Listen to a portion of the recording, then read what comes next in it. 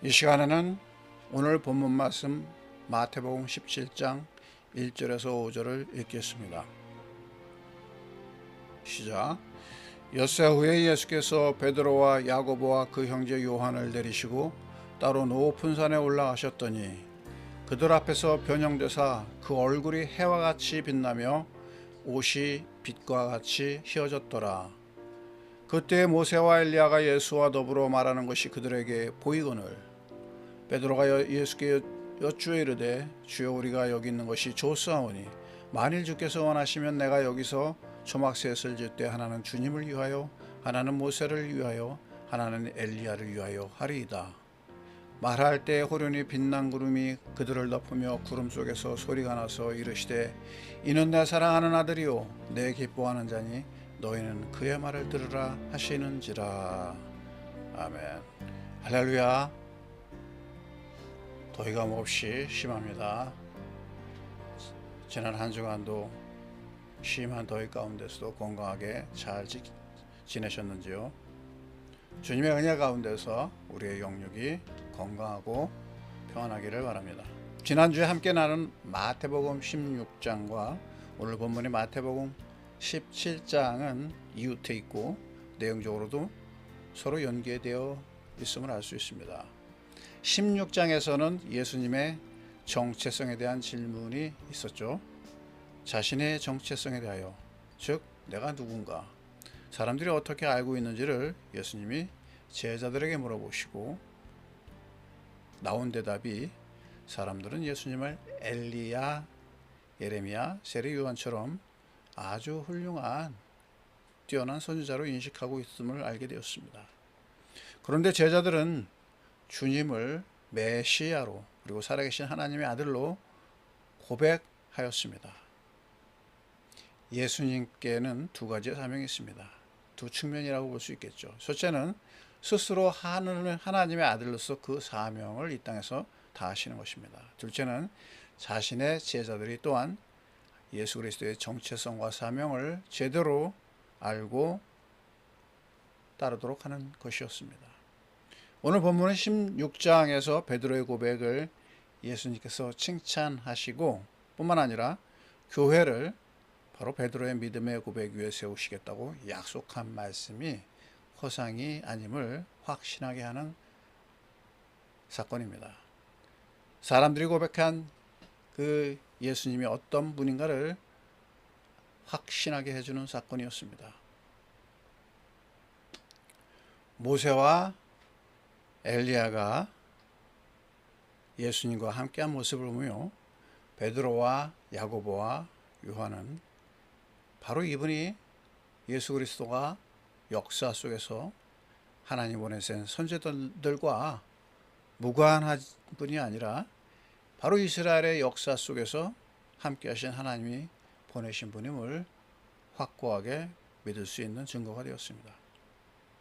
그러나 예수는 모세나 엘리야나 예레미야와 같은 단순한 그 선지자들의 연장선을 뛰어넘는 분임을 곧 알게 됩니다. 빛나는 구름이 덮고 구름 속에서 소리가 났습니다. 이는 내 사랑하는 아들이요 내 기뻐하는 자이니 너희는 그의 말을 들으라. 우리가 기억하는 바 16장을 비롯하여 여러 곳에서 바리새인과 서기관들은 예수님께 표적을 보여달라고 요구하지만 오늘 그들이 원했던 그 표적의 하나로 생각할 만한 표적을 보는 사람은 베드로와 야고보와 요한 세 사람뿐입니다.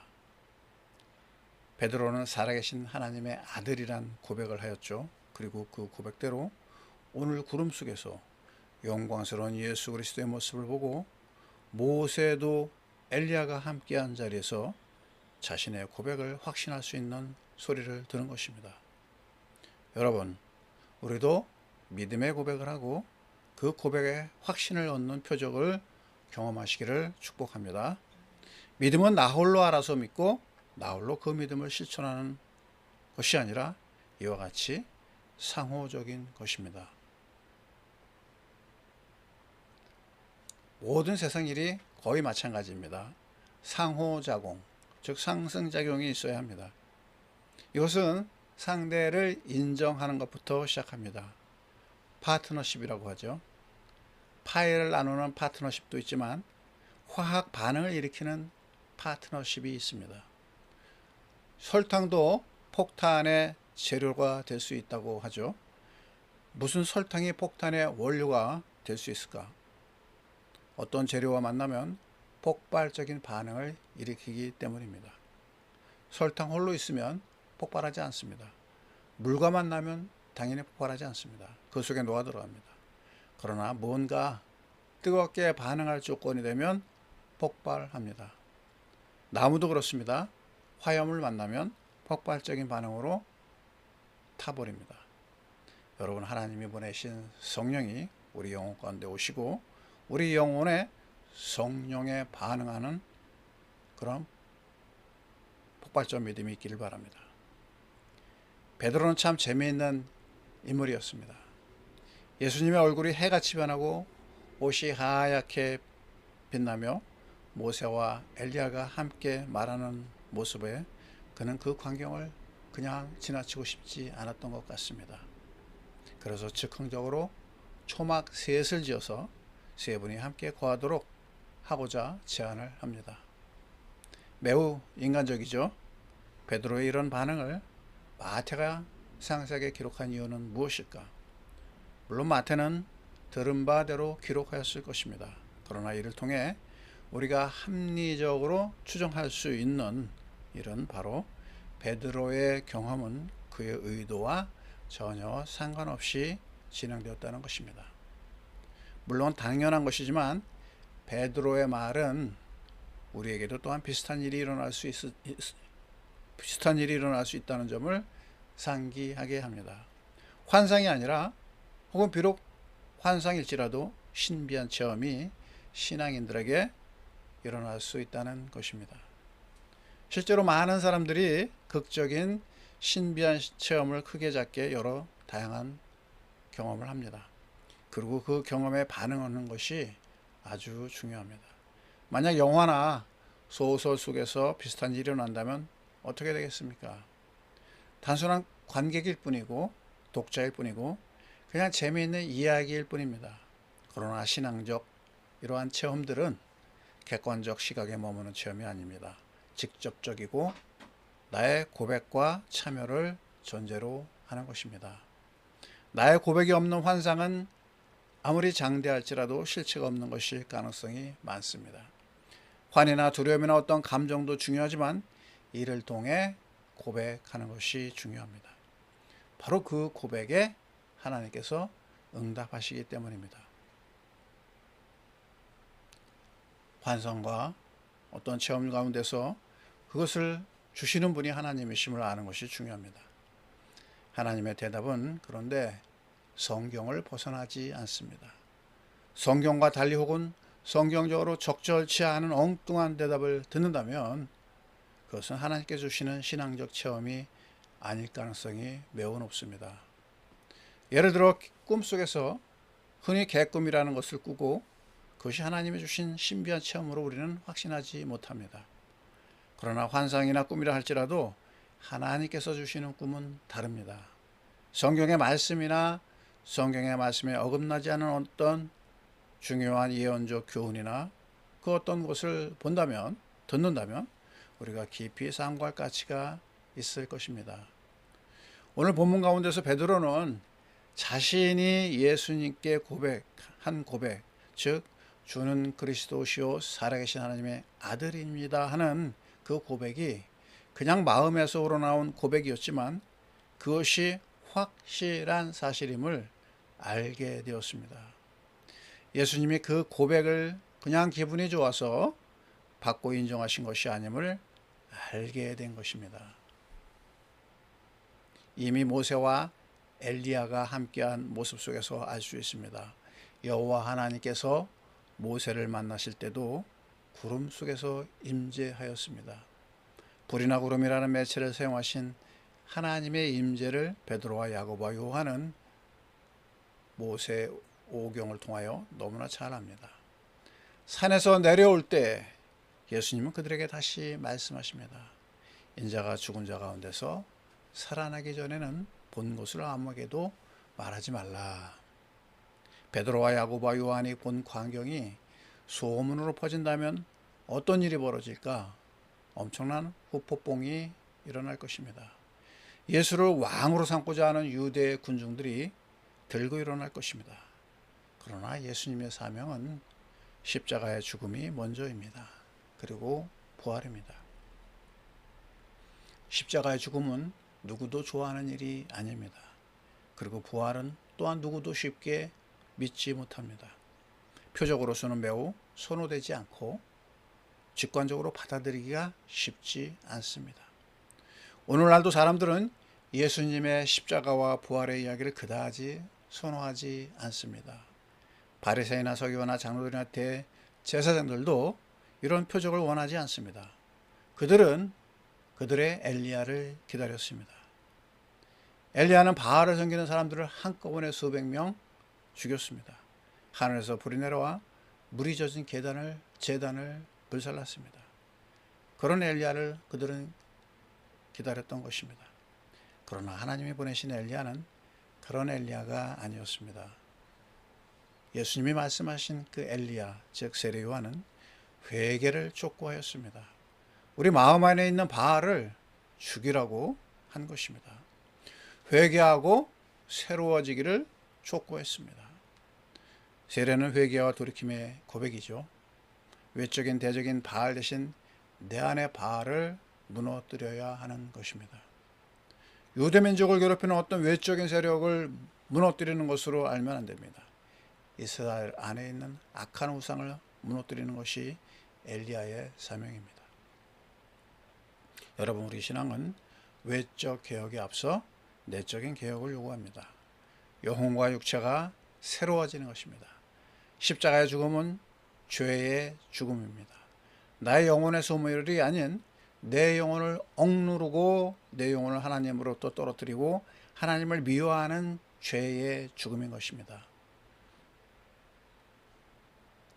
우리가 알거니와 우리의 옛사람이 예수와 함께 십자가에 못 박힌 것은 죄의 몸이 죽어 다시는 우리가 죄에게 종노릇하지 아니하려 함이니리.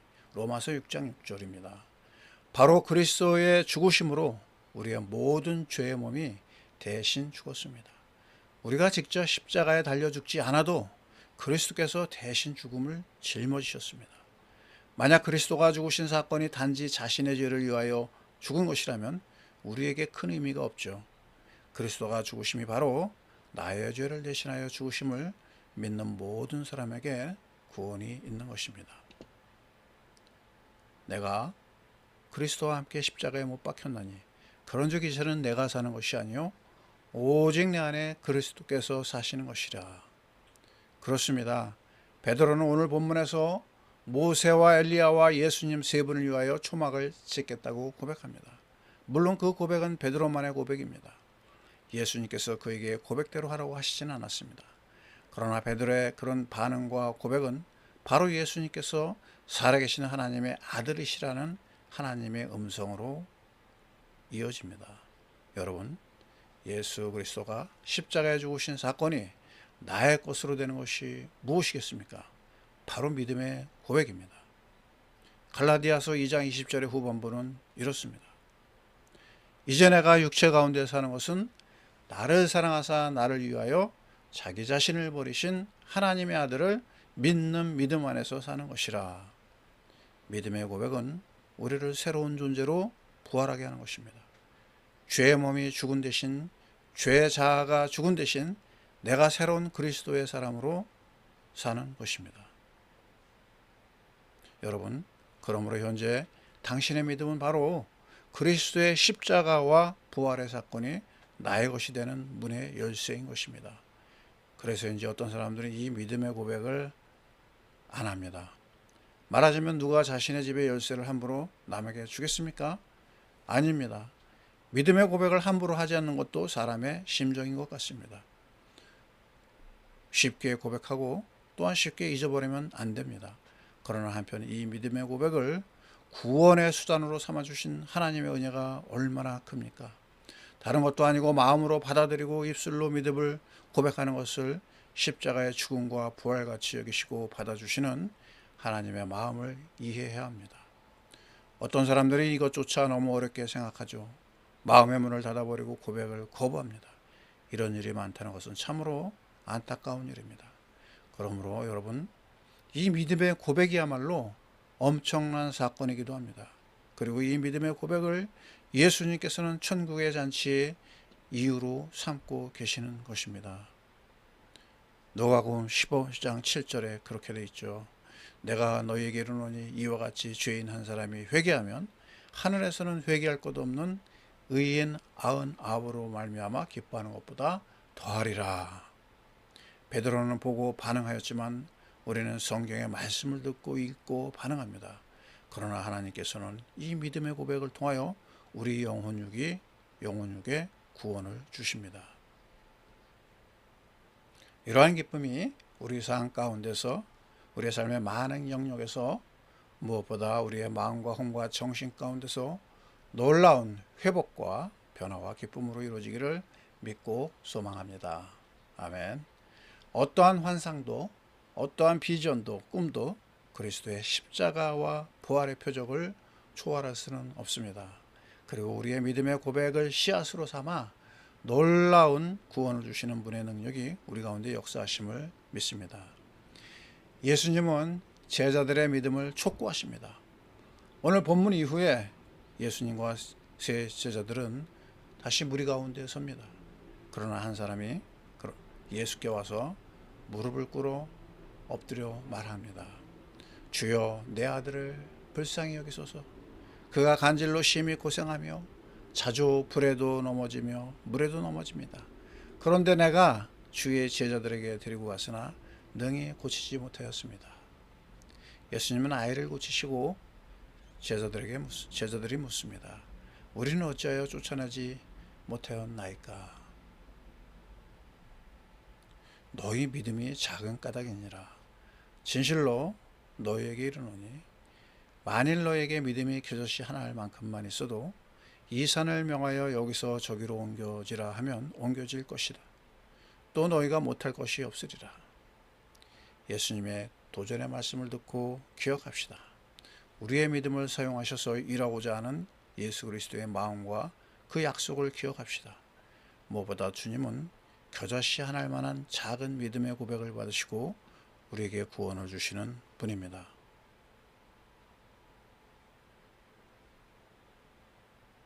왜냐하면 주님은 믿음을 생명의 씨앗으로 삼으시기 때문입니다.